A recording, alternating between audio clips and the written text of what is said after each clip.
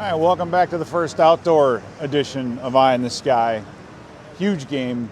Max Brosmer getting his first chance to start, and that's kind of where I want to go. And this, again, is to give you, the viewer, all the pertinent information that you need so you can enjoy the game. And let me tell you, folks, this is a big one. Max Brosmer, the undrafted rookie free agent, getting his first chance to start in the National Football League.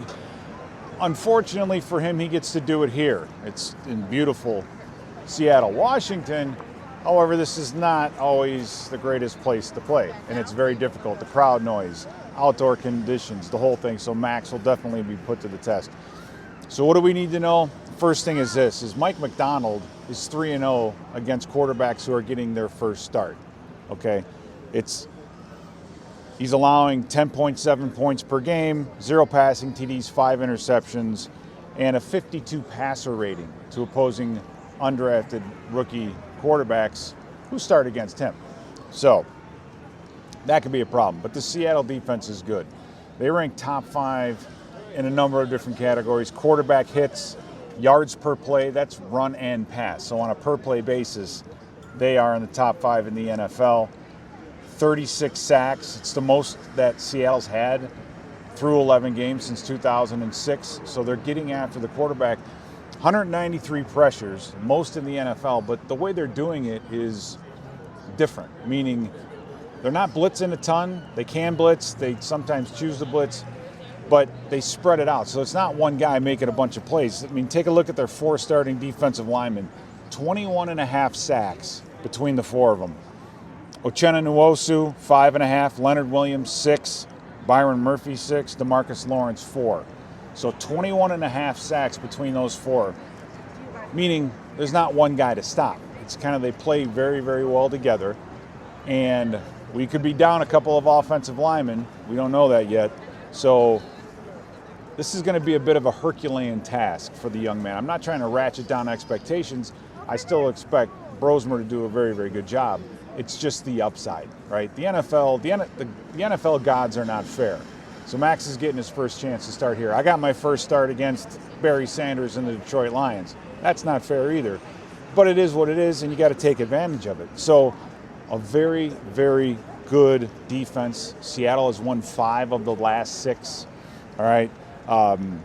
Macdonald is, like I said, 3-0 versus QBs making their first start. Seattle has 12 different players that have a sack. So, again,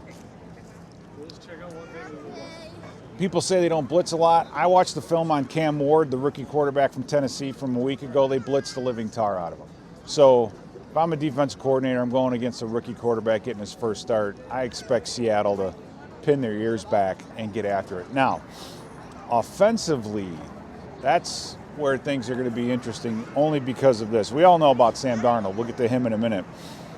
But Seattle runs the ball 51% of the time, over 51% of the time. That's the most in the NFL.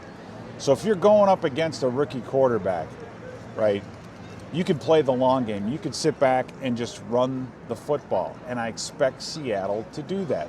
Be aggressive on defense, time of possession. They're decent at running the football. They just choose to run it quite a bit. And then on top of that, what do? Well, they like to throw it deep. And yes, Sam Darnold is here. Sam Darnold is the only quarterback in NFL history to start and win 14 games for a team and then not be with that team the following year. So we know that's a unique situation. Deep passes are a thing. So Jackson Smith and Jigba, let's talk about him for a minute. 80 receptions, 1,313 yards. He's on pace for over 2,000 yards, which would be an NFL record, 2,029. But they love to go to him deep. You look at what's this with Darnold. Yards per attempt, 9.4, number 1 in the NFL. A 58.8% completion percentage on deep passes. That's 20 or more yards in the air. And the Vikings have a 139.2 opponent passer rating on deep passes. So they're going to see that. They're going to say, okay, the Vikings have a hard time. They've given up over 140 yards rushing per game over the last 3 weeks. Let's just hammer the ball and eventually take a shot deep. And And Jigba, talk about tough to stop. He has 1,313 yards receiving, number one in the NFL. First player with 75-plus receiving yards in the first 11 games of the season in NFL history. So he's been 75 or plus. So you fantasy fans, you guys probably know that, but he's been very, very consistent. And he's already broken DJ Metcalf's single-season franchise record, and we're only 11 games into this thing. But what Jackson Smith is now is he's not just a deep threat, he's not just a short threat, he's kind of figured it all out.